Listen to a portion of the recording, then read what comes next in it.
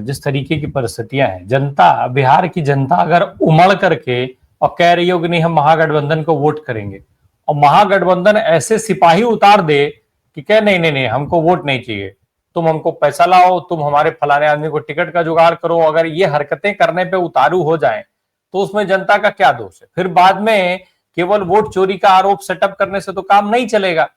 आप पहले वाले में क्या कर रहे हैं ये भी तो समझना पड़ेगा। और चुनाव दर चुनाव बार बार ये देखा गया है भाई, मध्य प्रदेश का चुनाव एक कमलनाथ की जिद ने हराया, लेकिन कांग्रेस आला कमान उनका क्या ही कर पाई।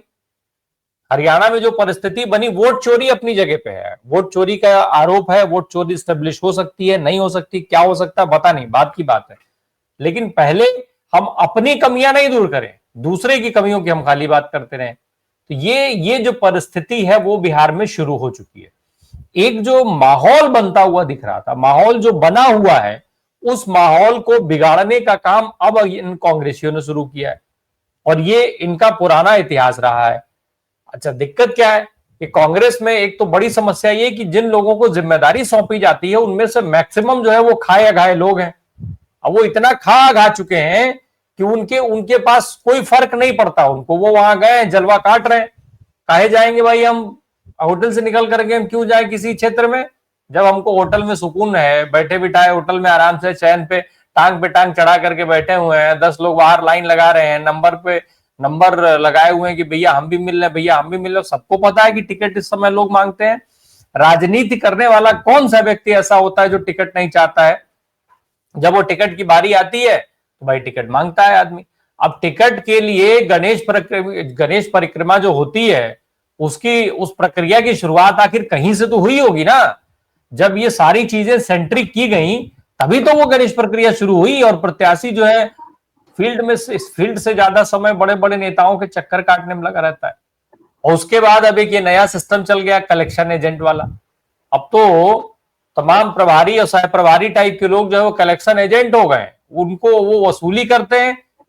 10 उम्मीदवारों की बात होगी, 10 उम्मीदवारों के हिसाब से पैसा वसूला जाएगा। अब वो वसूली करके कौन कहां पहुंचाता है भगवान जाने। कईयों पर बहुत गहरे गहरे आरोप लगते हैं। और अभी हम सैनी सर राजस्थान का जिक्र कर रहे थे, राजस्थान के तो एक आध लोग ऐसे हैं जिनके ऊपर उत्तर प्रदेश में बड़े बड़े आरोप लगे हुए हैं। उनको तो उत्तर प्रदेश में पार्टी खत्म करने के लिए जिम्मेदार माना जाता है। जो पुराने कांग्रेसी हैं, उन पुराने कांग्रेसियों में से बहुतों को रास्ता दिखाए जाने की वजह वो लोग बने उस पर, और आरोप लगा कि प्रियंका गांधी के करीबी हैं, प्रियंका गांधी के सह पर वो सारा काम करते हैं। वो सह मिला है कि नहीं मिला है, या वो नाम बेच करके वो हरकतें करते हैं, ये कांग्रेस जाने। जब अगर इतने आरोप के बाद, इतने गंभीर आरोपों के बाद भी अगर आप उस पर कार्रवाई नहीं कर पाते, कदम नहीं उठा पाते, तो ये सवाल तो उठेंगे। अब इससे चाहे जिसको जो समझना हो समझे। सकीब भाई, चुनाव क्या ऐसे जीता जाएगा जब प्रभारी मिलेगा नहीं, कार्यकर्ताओं से नहीं मिलेगा, नेताओं से नहीं मिलेगा, सह प्रभारी के ऊपर कलेक्शन एजेंट होने का आरोप अभी से लगने लग जाएगा। इसका मतलब ये है कि गुटबाजी और नाराजगी तो शुरू हो चुकी है। तो जाहिर सी बात है, क्या कांग्रेस आला कमान को या किसी भी सियासी दल को, चाहे वो भाजपा हो, आरजेडी हो, जेडीयू हो, पता नहीं रहता है क्या कि जब हरकतें ऐसी होंगी तो नाराजगी होगी, नाराजगी होगी तो गुटबाजी होगी, और गुटबाजी होगी तो फिर तो जय गंगा मैया। बहुत शुक्रिया राम प्रकाश भाई। एक्चुअली थोड़ी तबीयत भी ठीक नहीं है, कई दिनों से बड़ा परेशान था। बहुत ज्यादा अपडेट तो नहीं है, लेकिन फिर भी जो बातें आप कर रहे हैं इसमें मुझे कुछ नया नहीं दिख रहा है। देखिए, जो सुशील पासी जिनका आप जिक्र कर रहे हैं, या कृष्णा अल्लावरू, ये भाई नया नहीं है, यही बात तो मैं भी कह रहा हूँ कि चुनाव दर चुनाव लगातार बार बार यही हो रहा है, और फिर बैठ के हार की समीक्षा करेंगे, उस समीक्षा में सारा गुड़ गोबर हो जाता है, कोई परिणाम आज तक समीक्षा से बाहर आया नहीं, और वोट चोरी आप एस्टेब्लिश करते रहिए। वोट चोरी अपनी जगह पे है, अपना घर तो ठीक कर दीजिए पहले। मैं 2020 विधानसभा चुनाव की कुछ बातें आपको बता दूं। पहले 2020 विधानसभा चुनाव में कांग्रेस को 70 सीटें मिली, और जो चुनाव समिति बनाई गई थी बिहार में, उस पर भी टिकट बेचने का आरोप लगा।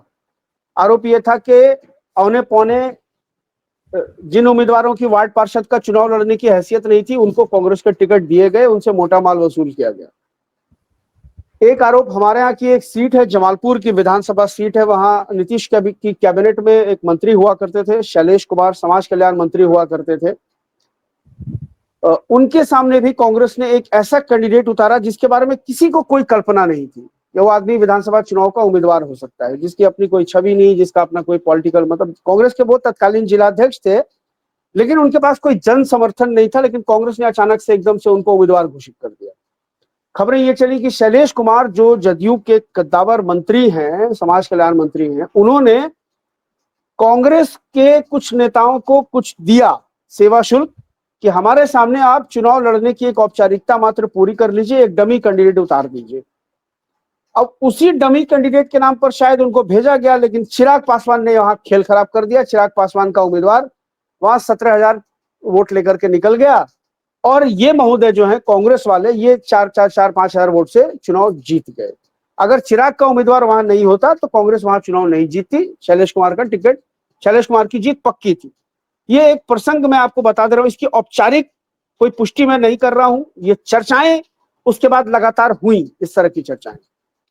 अभी भी मैं आपको बता रहा हूं, ये जिनकी बात आप कर रहे हैं, या अलावरू साहब हैं या पासी साहब हैं, जो भी हैं, आप अगर देखेंगे, आप इसको इस तरह से मत लीजिएगा। कांग्रेस में दो सह प्रभारी, एक शहनवाज आलम है, वो भी यूपी से हैं, लखनऊ से हैं, वो रिहाई मंच जो एडवोकेट शोएब साहब का है, उसमें भी वो एक्टिविज्म के तौर पे, एक्टिविस्ट के तौर पे काम करते रहे, फिर उन्होंने कांग्रेस ज्वाइन किया, वो भी सह प्रभारी बनाए गए हैं, शहनवाज साहब भी।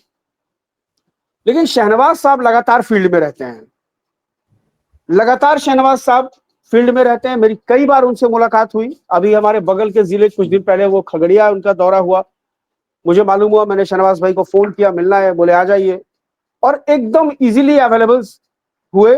मुलाकात हुई हमारी, 1-1.5 घंटे हम लोग बातचीत किए, बैठ करके सब लोग बैठे थे, चाय वाय पिए। देखिए, अलावरू साहब के ऊपर जो है, हम शुरू से ये कहते आए हैं कि अलावरू साहब कोई बहुत ज्यादा फेयर मुझे नहीं दिख रहे हैं। उनका आना, उसके बाद जो चर्चाएं हुई कि वो लालू यादव से मिलने नहीं गए, वो लालू यादव से उन्होंने एक बार भी जाके मुलाकात नहीं की, और वो तमाम चीजें, कुछ लोग कह रहे थे कि नहीं उन्होंने बहुत सही किया, कांग्रेस को आप अलग आइडेंटिटी बनानी चाहिए, वो तमाम चीजें हैं। लेकिन देखिए, बिहार की राजनीति में लालू यादव का एक अलग मुकाम है। लालू यादव अब बीमार है, लालू यादव अब सक्रिय राजनेता नहीं है, लालू यादव एक बीमार, अस्वस्थ, बुजुर्ग व्यक्ति है। आप युवा हैं, मेरा अपना मत ये था कि आपको लालू जी से जाकर के आशीर्वाद लेना चाहिए था। आप जाके एक नए प्रभारी के तौर पर, कि आपका राजनीतिक अनुभव है, हम अपेक्षा करते हैं कि आपके राजनीतिक अनुभव का हमको फायदा मिलेगा। आप, आपके बेटे के हम बराबर हैं, तेजस्वी की उम्र के हैं, हमको आशीर्वाद दीजिए। ये एक शिष्टाचार मुलाकात लालू जी से अगर कर ली जाती तो एक बड़ा अच्छा मैसेज कांग्रेस की साइड से गया होता जनता के बीच में।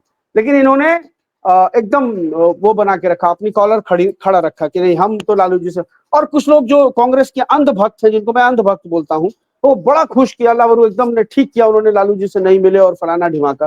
तो मुझे उसी वक्त ये हो गया था कि ये बहुत ज्यादा फेयर जो है वो, और उसके बाद तेजस्वी के सीएम फेस को लेकर के भी लगातार अल्लावरू गोल गोल घूमते रहे, जबकि अखिलेश सिंह जो पूर्व प्रदेश अध्यक्ष है वो लगातार कह रहे हैं कि तेजस्वी सीएम बनेंगे, दूसरे अन्य नेता कह रहे हैं कि सीएम बनेंगे, और अल्लावरू साहब जो है, और उसको लेकर के मीडिया एकदम दिन भर की बाइट चलाता रहा कि कांग्रेस के प्रभारी का बयान आ गया कि वो सीएम नहीं बनेंगे और चुनाव के बाद तय होगा। यानी जो एनडीए का नैरेटिव है, जिस तरह से अमित शाह बोल रहे हैं, जिस तरह से विजय सिन्हा बोल रहे हैं कि नीतीश जी के बारे में चुनाव के बाद फैसला होगा, आप वही बात कर रहे हैं। अरे भाई, आपके यहाँ अघोषित, आप माने या ना माने, आप स्वीकृति दें या ना दें, तेजस्वी सीएम का कैंडिडेट है। तेजस्वी सीएम का तेजस्वी अगर सीएम का कैंडिडेट नहीं भी आप घोषित करते हैं, तब भी जनता उसको मान चुकी है कि इंडिया गठबंधन की बहुमत आने की स्थिति में तेजस्वी मुख्यमंत्री बनेंगे, और तेजस्वी के नाम पर ही आपको वोट मिलेगा। ये एकदम तय आप मान करके चलिए। कोई दूसरा चेहरा तेजस्वी के बराबर में महागठबंधन में, ना आरजेडी में खड़ा होता है, ना कांग्रेस में, ना दूसरी किसी पार्टी में। लेकिन उसके बाद भी आप, अब हो सकता है वो आपकी एक रणनीति हो। अब इनकी तो आप बात कर रहे हैं पासी साहब की, देखिए ये कांग्रेस के नेताओं का कल्चर है राजीव रामप्रकाश भाई। ये इतने ज्यादा आराम तलब और इतने ज्यादा वीवीआईपी प्रोटोकॉल में रहने वाले लोग रहते हैं कि ये, इनको मास लीडर बनना नहीं, ये सोचते हैं कि बस हम ताज होटल में बैठ के चुनाव जीतेंगे, है ना। आप वीवीआईपी स्वीट में बैठ के चुनाव नहीं जीत सकते हैं। लोग तो मिलने आएंगे, अभी पटना के सारे होटल के कमरे बुक हैं। हर पार्टी से हर उम्मीदवार जो धन बल है, जिसके पास जनबल हो ना हो, लेकिन धन बल जिसके पास है वो जाके किसी न किसी बड़े 5 स्टार 3 स्टार रैंक के होटल में कमरा लेकर के 5 दिन से कैंप कर रहा है। जनबल भले ही उसके पास नहीं है, धन बल है तो वो कैंप कर रहा है।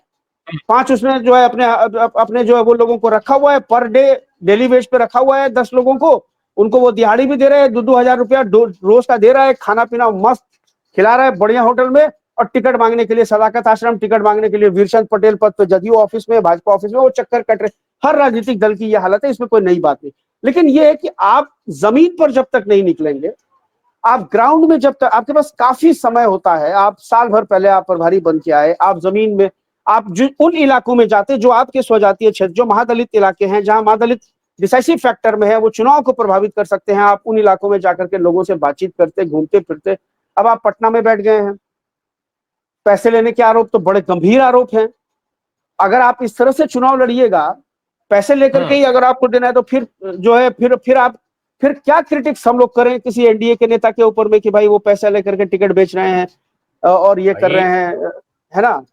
ये जो भाजपा को लगातार जीत मिलती है, ऐसा थोड़ी है कि भाजपा कहीं काम करके जीत जा रही है या केवल हिंदू मुसलमान करके जीत जा रही है, ऐसा नहीं है।